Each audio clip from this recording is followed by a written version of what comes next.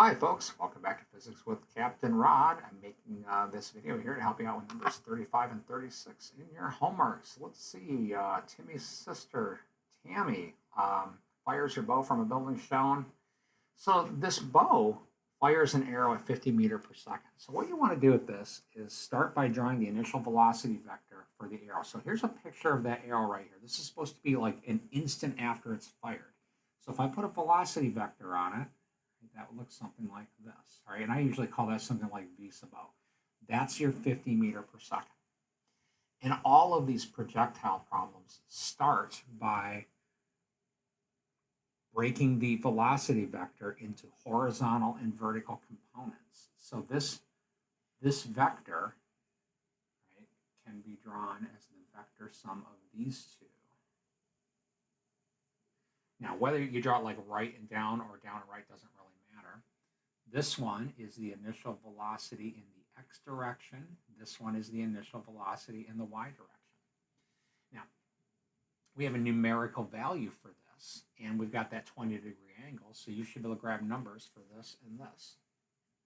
Let's see, draw the initial velocity vector. Well, I guess I did that for you. Draw the x and y components and write the velocity vector in unit vector form below. All right, so the only thing left to do for you folks, honestly, is write that vector out now. All right, so your velocity vector is going to look like something I plus something j. That's what it means by unit vector form.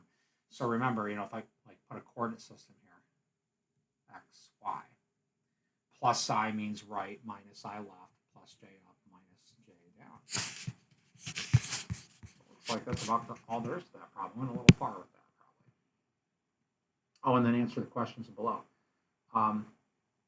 So, is the velocity in the x direction changing? There's kind of a standard assumption for projectiles when air drag is small, right?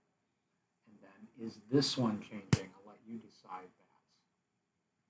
And then, what would you expect this Vy means? Velocity in the y direction after 1 second.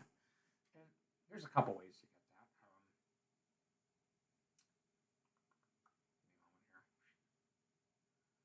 So if we draw a sketch here, velocity in the y direction. Remember that when we look at this picture, that's this, and it's down. So that's going to be some negative number in the coordinate system shown. So this would, look something like this.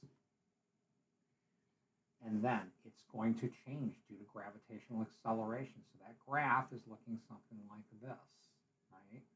Out to any time t, right? And the acceleration is what we call the free fall acceleration, 9.8 meter per second.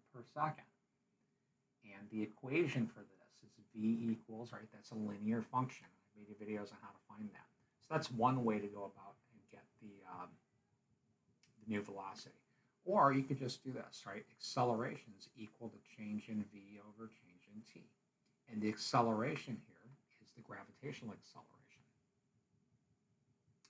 Now keep in mind that it's 9.8 meter per second down. And that's a negative number in the coordinates that we defined. Right? After 1 second, there's your delta t. That's how you can calculate your delta v. This question, done the same. Basically, it's the same question, just different numbers. All right, let's take a look at the next one.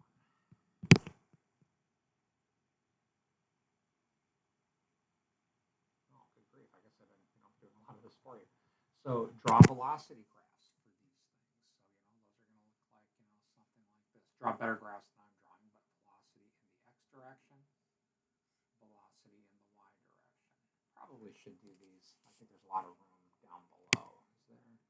Yeah, draw those down here somewhere. So you calculated in the previous problem the initial velocity x direction, initial velocity y direction, right? We have these values. And then one of them's changing, one of them's not. Let's see, calculate the velocity vector for the arrow just before impact. So this arrow, right, here's just before impact. That's position 2. You're going to need to figure out the time to do that. And you're going to have to take these velocity functions and get the position functions, x equals and y equals. and these come from area. And once you have this one, it's going to come from this graph right here. It should be quadratic. Put in negative 30 meters and solve for t. And once you have t, you can take that time to your velocity function and get the v sub y. And that should allow you to calculate the velocity vector just before impact in unit vector form. All right, well, hopefully that's enough. Again, if you're struggling with it, just get a hold of me and I'll help you out. Have a great day.